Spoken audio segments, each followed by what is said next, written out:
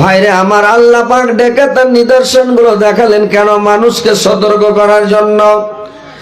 আল্লাহর নবী যখন মিরাজ থেকে আসেন, আল্লাহর নবী যখন মানুষকে বললেন, জান্নাত দেখলেন, জাহান্নাম দেখলেন, কতগুলো দৃশ্য দেখলেন, কতগুলো আযাব শাস্তি দেখলেন, কত ভালো জিনিস দেখলেন, কত ভয়াবহ কষ্টের জিনিসগুলো দেখলেন, শুধুমাত্র আপনাদেরকে আমাদেরকে জানার জন্য, বুঝার জন্য, যে যেন আমরা শুনে আমরা বুঝে যেন সতর্ক হয়ে যাই, হুঁশিয়ার হয়ে যাই, আমরা যেন সজাগ হয়ে যাই। আওয়াজটাকে নেবো সেই ঝেমেকে রে ভাই, ভাইরে আমার, বন্ধুরা আমার, ভালো করে শুনলেন। আল্লাহ পাক আমাদেরকে শুধরাবার জন্য, আমাদেরকে সৎ পথে আনার জন্য, অসৎ পথ থেকে বাঁচার জন্য, গুমরাহি থেকে বাঁচার জন্য আল্লাহ পাক আমাদেরকে ডাকলেন এবং ডেকে আল্লাহর নবীকে ডেকে মেরাজে নিয়ে গেলেন, সব দৃশ্যগুলো দেখালেন। ভাইরে আমার, বন্ধুরে আমার, যখন মসজিদ আকসা থেকে মসজিদ হারাম থেকে মসজিদ আকসা নিয়ে গেলেন, মসজিদ আকসা থেকে সেখানে 2 রাকাত নামাজ পড়লেন, আবার সেখান থেকে ঊর্ধ্বমুখী হয়ে যেতে লাগলেন একবারে। সেখানে আসমানের গেট নাই রে ভাই, যে মন যেখানে মন সেখান দিয়ে চলে যাবেন। ফিলিস্তিনের মধ্যে বাইতুল মাকদেসে একটাই গেট আছে আসমানে উঠার জন্য, ওই জায়গা দিয়ে গেটটা দিয়ে উঠা যাবে, আর কোথাও ওঠা যাবে না। ওই গেট দিয়ে আল্লাহর নবী যখন আসমানের উপরে চলে গেলেন, যাওয়ার পরে একটা দৃশ্য দেখতে পেলেন রে ভাই। হযরত আদম আলাইহিস সালামের সঙ্গে দেখা হলেন। যখন দেখা পেলেন, জিবরাইল আলাইহিস সালাম বললেন, ইনি হচ্ছে আপনার আদি পিতা হযরত আদম আলাইহিস সালাম, আপনি একে সালাম করুন। আল্লাহর নবী তাকে সালাম করলেন। আর যখন হযরত আদম আলাইহিস সালামকে সর্বপ্রথম তৈরি করেছিলেন, সেদিনকে দৃশ্যটা দেখালেন। কি দৃশ্যটা দেখালেন ভাই আমার? যে হযরত আদম আলাইহিস সালাম যখন ডান দিকে তাকালেন তখন হাসলেন, আবার যখন বাম দিকে তাকালেন তখন কেঁদে ফেললেন, কাঁদতে লাগলেন। আল্লাহর নবী জিবরাইলকে জিজ্ঞাসা করলেন, হে জিবরাইল, বলুন তো এই হযরত আদম আলাইহিস সালাম যখন ডান দিকে তাকালেন তখন হাসতে লাগলেন, বাম দিকে তাকালেন তখন কাঁদতে লাগলেন, আর কারণটা কি, আর ব্যাপারটা কি বলুন তো? জিবরাইল আমির বললেন, শুনেন নবীগণ, হযরত আদম আলাইহিস সালাম যখন ডান দিকে তাকালেন, ডান দিকে কতগুলো রূহ ছিল, ওই রূহগুলো হলো ওর সন্তান সন্ততিগুলোর, আওলাদ গুলো, বংশধর গুলো জান্নাতে। আর বাম দিকে কতগুলো রূহ ছিল, কিলবিল করছে রে ভাই। এই রূহগুলো ওর সন্তান সন্ততি আর আওলাদ, এরা হলো জাহান্নামী। এই জাহান্নামীদেরকে দেখে কেঁদে ফেলেন, সুবহানাল্লাহ, আমার এতগুলা সন্তান সন্ততি জাহান্নামে চলে যাবে, এই বলে হযরত আদম আলাইহিস সালাম কেঁদে ফেললেন। এবার আল্লাহর নবীকে জিবরাইল বললেন, নবী গো, আপনি চলুন একটু আগে বাড়ুন গো নবী। আল্লাহর নবীকে নিয়ে এইবার আগে বাড়লেন। কিছু দূর যাওয়ার পর একটা দৃশ্য দেখতে পেলেন। কি দৃশ্য দেখতে পেলেন রে ভাই? যে একটা লোককে দেখছেন, যে লোকটার মাথার উপরে বোল্ডার মারানো হচ্ছে, পাথর ঝাড়া হচ্ছে, আর যেমন পাথরের বাড়ি মারছে রে ভাই, লোকটা একবারে আটা হয়ে একবারে চুরমার হয়ে নিঃস্রাবোধ হয়ে যাচ্ছে, কোনো আকার আকৃতি নাই, সব একবারে শেষ। আবার যখন পাথরখান ছিটকা দূরে যায় পড়ছে, আবার ফেরেশতাটা যখন পাথরখানা কুড়াতে যাচ্ছে, কুড়িয়ে উঠাচ্ছে, আবার লোকটার বডি তৈরি হয়ে যাচ্ছে। সাইন বক্সের মুখটা এদিকে ঘুরান তো, আমার দিকে করেন তো।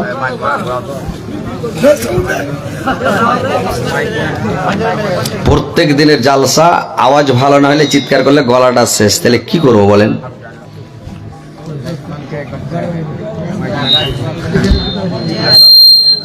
একটু কাজ করেন বাস।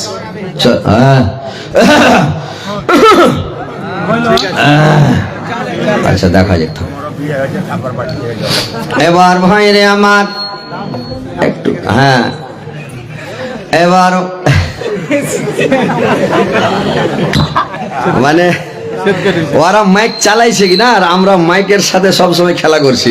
মাইক নিয়ে তো আমাদের কাজ সব দিনে, আমরাও মাইক মানে হয়ে গেছি, কিছু বুঝতে পারি না। ওটা যদি সামনে ডাইরেক্ট করতে চিচি মিটবে না, একটু যদি কল ঠেলে কিনা আর চিচি করবে না, বুঝতে পারছেন? ওই লেগে আসছি, যে ওরাও জানে তো আমরাও জানছি। তো এইবার শুনেন, দুনিয়া তো দুনিয়া ও আমার আল্লাহ, এই জিসমে রাখা যে জান, সবে যে তোমার দয়ার দান।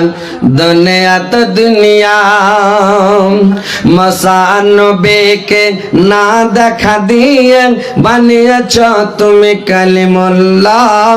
ইসমাইল নবী জবাই না হয়ে গেল জবিহুল্লাহ। দুনিয়া তো দুনিয়া, দুনিয়া তো দুনিয়া ও আমার আল্লাহ, এই জিসমে রাখা যে জান, সবে যে তোমার দয়ার দান। দুনিয়া তো দুনিয়া, দুনিয়া তো দুনিয়া ও আমার আল্লাহ, এই জিসমে রাখা যে জান, সবে যে তোমার দয়ার দান। দুনিয়া তো দুনিয়া। তো ভাই রে আমার, ওকে যখন পাথর দিয়ে মারা হচ্ছে, পাথর ঝাড়া হচ্ছে, লোকটা খালি বাপরে মারে করে চিৎকার করছে, ওকে এভাবে সাজা দিতে আছে, ঠাটাতে আছে। আল্লাহর নবী জিজ্ঞাসা করলেন, জিবরাইল বলুন তো, এই লোকটা পৃথিবীতে এমন কি পাপ করেছে, দুনিয়াতে এমন কি গুনাহ করেছে জিবরাইল, যে এই লোকটাকে আল্লাহ পাক এত বড় সাজা দিয়েছে, বলুন তো। জিবরাইল বললেন, শুনেন নবী গো, এই লোকটা আপনার উম্মতের মধ্যকার গো নবী। এই লোকটা টাইমের উপরে, ওয়াক্তের উপরে নামাজ পড়তো না। এই লোকটা সময় মতো নামাজ পড়তো না। সময় যখন চলে যেত, ওয়াক্ত যখন ঢিলা হয়ে যেত, সবাই নামাজ পড়ে যখন চলে আসতো, এই লোককে দেখিয়া মুনাফিকি নামাজ পড়তো, মানুষকে দেখিয়া নামাজ পড়তে যেত, ওয়াক্তের পারোয়া করতো না। এই কারণে আল্লাহ পাক আত্মসাজা দিয়েছে। ভাইরে আমার, মানুষকে দেখে নামাজ পড়বেন না, লোককে দেখে নামাজ পড়তে হয় না। আল্লাহর ভয়ে নামাজ পড়েন, আল্লাহকে সন্তুষ্ট করার জন্য নামাজ পড়েন, আল্লাহকে সন্তুষ্ট করেন, মানুষকে দেখে নামাজ পড়িয়েন না। এখন পৃথিবীতে কতগুলো মানুষ আছে রে ভাই, বিহাই নামাজি, বিহাই যখন বেড়াতে এলো তখন নামাজ ধরে নিল। কতগুলো আছে শ্বশুর নামাজি, শ্বশুরকে দেখে নামাজ পড়লাম, শ্বশুর যখন চলে গেল নামাজ ছেড়ে দিলাম। কতগুলো কুটুম নামাজি আছে, কতগুলো আট নামাজি, কতগুলো খাট নামাজি, কতগুলো 360 নামাজি। এরকম পৃথিবীতে লোক আছে, লোককে দেখে দেখে নামাজ পড়ে। এরকম লোক নাই আপনাদের গ্রাম এলাকায়? তাহলে বেড়াতে হলে তো নামাজ ধরে নিলে। আমাদের গ্রামে একটা লোক আছে, ওকে আর তাহলে বলছে, হাজি বাজি সবই ভালো, দাড়ি টাড়ি রেখেছো, দেখতেও সুন্দর, মাশাআল্লাহ আলহামদুলিল্লাহ, খুবই ভালো লাগছে, তো নমাজ কিনে পড়ো না রে বাবা, নমাজটা পড়ো। কুছে তাহলে নমাজ পড়ি না ঠিক আছে, কিন্তু প্রত্যেক বছর কম দামের কুরবানি একবারও দিনে। কত বড় ফতোয়া জোরাল! কুরবানিতে জান্নাতে যাবে, যাবে যে শুনেছেন কোন মুলবির মুখে কোনো বলেছে? নমাজ যদি ওর না থাকে 5 ওয়াক্ত, ও যদি কোটি কোটি টাকা দান করে দেয়, কোটি কোটি টাকা দান করে, ও যদি 56 বার হজ করে, ও জান্নাতে যাবে না। ও কিচ্ছু আর কোনো নেকি কাজ দিবে না। মসজিদ বানিয়ে দেয় যদি 5 তলা করে, তাও ওর ওই নেকি কাজ দিবে না। ও মাদ্রাসা যদি একটা মাদ্রাসায় একলাই চালাই, কোটি কোটি টাকা বছরে যদি খরচ করে, তাও মানে নমাজের নেকি না তাহলে কোনো নেকি পাল্লাতে চড়বে না কিয়ামতের দিন। নমাজটা 1 নাম্বার লাগবে, তারপরে আপনি যত নেকি করেন, 2 টাকা দান করেন, 1 টাকা দান করেন, রাস্তা থেকে কাঁটা সরিয়ে দেন, কাউকে বোঝা চেড়ে দেন, কাউকে রাস্তা দেখান, কাউকে 1 ঢোক পানি খিলান, কাউকে বোঝা চেড়ে দেন, কাউকে সাইকেল খান চেনে দেন, মানে যে কোনো ছোট ছোট নেকি, ক্ষুদ্র ক্ষুদ্র নেকি, ওই নেকিটাও পেয়ে যাবেন, পাল্লাতে চড়বে, কিন্তু নামাজের নেকি লাগবে। আর নামাজ লোককে দেখে নামাজ পড়বেন। আল্লাহ বলছেন ফাওয়াইলুল লিল মুসাল্লিন, দুর্ভাগ্য রয়েছে ওই সব মুসাল্লিদের জন্য, আল্লাযীনা হুম আন সালাতিহিম সাহুন, যারা ওয়াক্তের পরোয়া করে না, টাইমের পরোয়া করে না, আল্লাযীনা হুম ইয়ারাউন, এবং নামাজ পড়ে মানুষকে দেখে, লোককে দেখে যারা নামাজ পড়ে, মানুষকে দেখে নামাজ পড়ে, আল্লাহর ভয়ে পড়ে না। সময় যখন শেষ মসজিদে যায়, আর মসজিদে যায় তখন করে কি মানুষকে দেখে কুঁকড়ে মুকড়ে, মানে দেখালে আল্লাহর ভয়, আল্লাহর আগে দিয়ে কুঁকড়ি হয়ে গেছে। আল্লাহ হাদিসে আছে যে এরকম কুঁকড়ি হয়ে নামাজে দাঁড়াইতে হবে, শুনেছেন কোনোদিন জিন্দগিতে? যেরকম কুঁকড়ি হয়ে এরকম খাড়া হইতে হবে, নামাজে দাঁড়াইতে হবে শটাং সুন্দর হয়ে আল্লাহর সামনে দাঁড়ানো একবারে। আল্লাহ তোমার সামনে সিলিন্ডার, দুনিয়া সব ভুলে গেলাম, মনে করতে হবে আমি আল্লাহকে দেখতে পাচ্ছি, আল্লাহ আমাকে দেখছে। আমি যদিও আল্লাহকে দেখতে না পাই, কিন্তু আল্লাহ আমাকে দেখছে, নাকি এটা মনে করতে হবে। আর একটা হাদিস আছে, আল্লাহর রাসূল বলেছেন যে যখন কোনো বান্দা, আল্লাহর বান্দা যখন নামাজ শুরু করে এক ধন্দে, তো আল্লাহ ওর দিকে দেখা থাকে এক ধন্দে, আল্লাহও দেখে থাকে। আর ও যখন নামাজ শুরু করে আলহামদুলিল্লাহ রাব্বিল আলামিন, ক্যালেন্ডার দেখছে, ঘড়ি দেখছে, আল্লাহ সাল্লাল্লাহু, তো এরকম যখন এদিক ওদিক চোখ ঘুরিয়ে নেবে, তো আল্লাহ ওর দিক থেকে রেগে মুখ ঘুরিয়ে নেবে, বলে তোর মতন নামাজি লোকের আমার দরকার নাই। বুঝলেন? ওর দিকে দেখবেন আল্লাহ মুড়ি ঘুরিয়ে, তুই পড় আর না পড়, যা পড়বি পড়ে।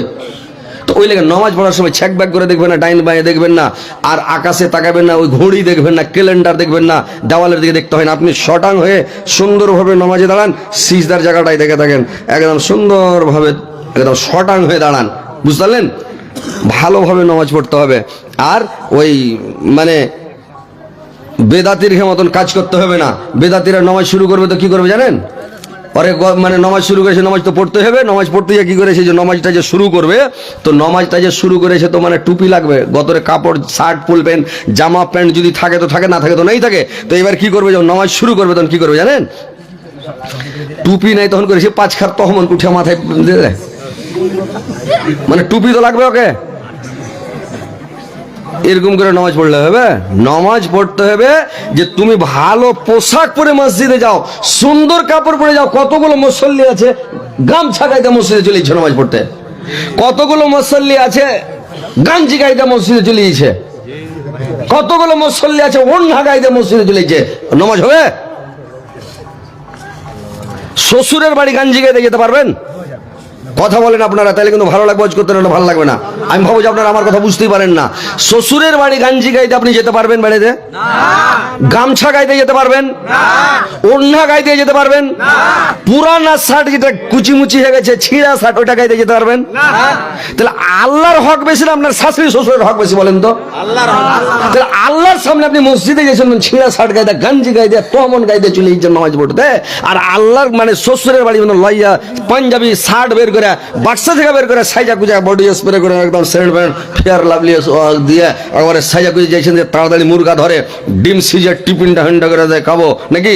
তো আপনাকে একটা মুরগার লেগে আপনি এত সাইজা কুজা শ্বশুরের বাড়ি যাচ্ছেন, আর আল্লাহর সামনে যাচ্ছেন। আল্লাহ আপনাকে 3 টাইম 4 টাইম 5 টাইম করে দিনে খিলাইছে, কত ভালো ভালো জিনিস আমাদেরকে আল্লাহ খিলাইছে। আর আল্লাহর আগে থেকে যাবেন, আপনি গাঞ্জি গাইতে চলে যাবেন, আল্লাহ তোমার আগে থেকে আল্লাহ যাবেন, আল্লাহর আগা দিকে যাবেন, ভালো জামা গায়ে দিয়ে যান, ভালো শার্ট গায়ে দিয়ে যান। আপনি গাঞ্জি গায়ে দিয়ে, গামছা গায়ে দিয়ে, তমন গায়ে দিয়ে, অন্য গায়ে দিয়ে মসজিদে যাবেন না, পুরানো শার্ট গায়ে দিয়ে যাবেন না মসজিদে, আপনি ভালো শার্ট গায়ে দিয়ে যান। তো এইভাবে নামাজে যাবেন, সুন্দর করে নামাজ পড়েন ভালোভাবে। ওই লোকটা ওয়াক্তের পরোয়া করতো না, আল্লাহ পাক ওকে ওই কারণে সাজা দিয়েছে, পাথর মেরে মেরে ওকে ওই সাজাটা দেওয়া হচ্ছে রে ভাই। ভাই রে আমার, আর একটু আল্লাহর নবী আগে বাড়লেন, আর একটা দৃশ্য দেখতে পেলেন। একটা লোকের মাথাতে বাড়কা বোঝা চাপানো আছে রে ভাই, বাড়কা একটা বোঝা চাপানো আছে। আর লোকটা মানে বোঝাটা বহন করতে পারে না, বোঝার ভার থামতে পারে না, হাঁটতে পারে না, বোঝাটা তো ভারী। আর ওই লোকটার জন্য কিছু লোক খানিক দূরে ফের আর একটা বোঝা বানছে, বোঝাটা পায় না, লোকটার মাথাতে আবার ওই বোঝার উপরে চাপিয়ে দিল, দিয়া ফের এরা বোঝা বানতে লেগেছে, ফের আর একটা বোঝা শুরু করে দেয় বানতে। লোকটা খালি বাপরে মারে করে চিৎকার করছে, খালি গাংড়াচ্ছে, গড়াগড়ি করছে, খুব চিৎকার করছে রে ভাই। আল্লাহর নবী জিজ্ঞাসা করলেন, এ জিবরাইল বলুন তো এই লোকটা পৃথিবীতে এমন কি পাপ করেছে যে আল্লাহ পাককে এত বড় সাজা দিয়েছে? জিবরাইল বললেন, শুনুন নবী গো, এই লোকটা পৃথিবীর বুকে এই পাপ করেছে। এই লোকটা পৃথিবীতে ছিল গ্রামের সর্দার, এই ছিল মসজিদের কেসিয়ার, এই লোকটা ছিল মাদ্রাসার কেসিয়ার। এর কাছে বাইতুল মাল জমা হতো, মসজিদের টাকা জমা হতো, মাদ্রাসার টাকা জমা হতো, সরকারি ফন্ডের টাকা জমা হতো। এই সর্দার করতো কি, টাকাটাকে খেয়ে বসে যেত, টাকার হিসাব গ্রামের লোককে দিত না, লক করে করে খরচ করে দিত। মানে এই মসজিদের টাকা খরচ করত, আর যখন আর মানে ধান পাকতো, ধান কেটে বিক্রি করে ওই টাকা জমা করে দিত, এই টাকাতে কাজ চালাতো, কামানতের খিয়ানত করত। এই কারণে আল্লাহ পাক ওকে এই সাজা দিয়েছে। গ্রামের লোক টাকা জমা দেয়, খেয়ে বসে যায়, আবার টাকা জমা করছে, আবার টাকা জমা দিচ্ছে, ওইটি টাকা খেয়ে পানে বসে যাবে, টাকা জমা দিচ্ছে। তো ভাই যারা আমানতের খিয়ানত করবে ওই লোকটাকে আল্লাহ এই সাজা দিবে। ভাইরে আমার, আমানতের খিয়ানত জিন্দগিতে কোনোদিন করবেন না, আমানতের খিয়ানত করতে হয় না রে ভাই। আল্লাহর রাসূলের কাছে যখন কোনো মানুষ আমানত দিতেন, আল্লাহর নবীকে মোহাম্মদ বলে মক্কাতে কেউ জানতো না, আল্লাহর নবীকে মোহাম্মদ বলে কেউ ডাকতো না রে ভাই। আল্লাহর রাসূলকে সবাই মক্কাতে বলতো আল আমিন, আমানতদার বলে সবাই ডাকতো, আল আমিন বলে বলে ডাকতো। বুঝতে পারছেন? তার মানে আমানতদার। আল্লাহর রাসূলকে যে জিনিসগুলো দেওয়া হতো, একটা পুটলি দিলেন, পুটলি দেবেন, টাকা জমা দিলেন যে আপনি রাখেন, তো পুটলিটা খুলেও দেখতো না কি আছে এর মধ্যে, খরচ করা দূরের কথা, ও দেখতো কোন। আল্লাহর নবী ডান হাতে নিলে বাম হাতও করতেন না, ডান হাতে করতেন তো ডান হাতে করে লেজা রেখে দিতেন। যেদিন চাইবে, জয় মাস পরে যখন চাইবে, ওখান থেকে ওই পুটলিটা বের করে ওকে দিয়ে দেবে। ওরা খুলে দেখছে, রে বাপরে, যেটি টাকা দিয়ে উঠি আছে, যা সম্বন্ধে তাই আছে, কিছু লাড়াচাড়া করেনি, দেখেনি। তো আল্লাহর নবীর নাম ফুটে গেল মক্কাতে, সবাই বলতো আল আমিন, আমানতদার। তো এরকম আমানতদার হইতে ভাই, আমানতের খিয়ানত করতে হবে না। আমানতের যারা খিয়ানত করবে, আমানতের খিয়ানত মুনাফিকের কাম, হিসাব শেষে যাবে এরা সোজা জাহান্নাম। তো ভাইরা আমার, আমানতের খিয়ানত করতে হবে না। তারপর আল্লাহর নবী, আল্লাহ পাক কিয়ামতের দিন চার প্রকার লোকের দিকে রহমতের দিকে তাকাবে না, চার প্রকার লোকের দিকে তাকাবে না রে ভাই, তাকাবে না, তাকাবে না। কিন্তু যদিও তাকায়, কিন্তু রহমতের নজরে তাকাবে না। চার প্রকার লোকের দিকে তাকাবে না। কি কি চার প্রকার? এক নাম্বার, যারা আমানতের খিয়ানত করে, আমানতের খেয়ানত করা লোকের দিকে আল্লাহ পাক চোখ তুলে তাকাবে না।